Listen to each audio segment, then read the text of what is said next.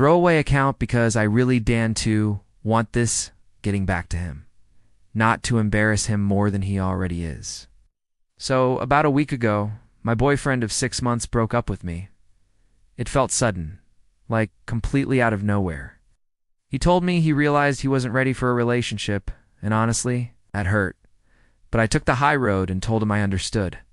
I even said that I valued our connection and wanted to stay friends, if that was something he was open to. Awkward, almost like he was caught off guard. Then he made a quick exit. I didn't hear from him for a few days. Total silence. I assumed that was the end of it. Maybe he just wanted a clean break. Until yesterday. Out of the blue, he sends me a Snapchat message. Just a casual, hey, how are you holding up kind of thing. He then asks if I want to grab a coffee. Despite my better judgment, I said yes. Not gonna lie, I missed him. Small part of me even thought maybe he was having second thoughts. Maybe this was a step toward reconciliation. We met up at a little cafe that's conveniently located halfway between our places. It started off normal enough, some small talk, catching up. Ordered our drinks. For the first 5 minutes, it actually felt kind of nice, familiar, but then it got weird. Fast. He leaned in and told me there was something else, a real reason behind the breakup. I braced myself. He looked super serious, almost nervous. Then he brings up something that happened months ago. Maybe 2 weeks into our relationship. We were fooling around one night and he offered to go down on me. Sweet, right? Well, I was on my period. I told him that. And he shrugged and said he didn't mind. But I still told him I wanted to go clean up a bit first, which to me is just common courtesy.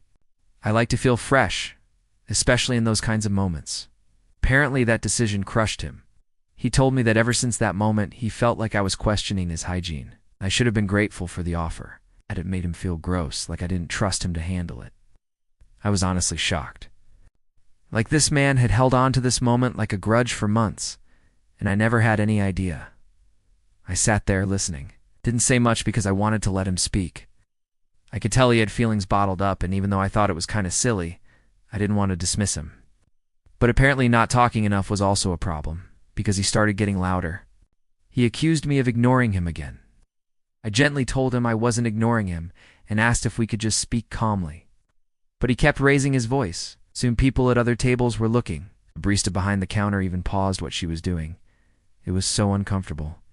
I asked him to please lower his voice, or maybe take the conversation somewhere more private. That's when he shouted, "What? Am I embarrassing you?" I was frozen. I didn't know what to say. And unfortunately, I have this awful automatic defense mechanism where I laugh when I'm anxious or overwhelmed.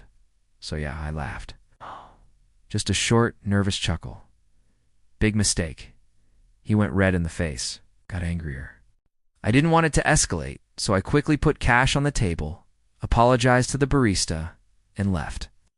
He texted me hours later saying I had once again humiliated him, this time in public. He said I made him feel like a villain for being honest and vulnerable, that I laughed at his pain. But here's the thing, I never meant to humiliate him.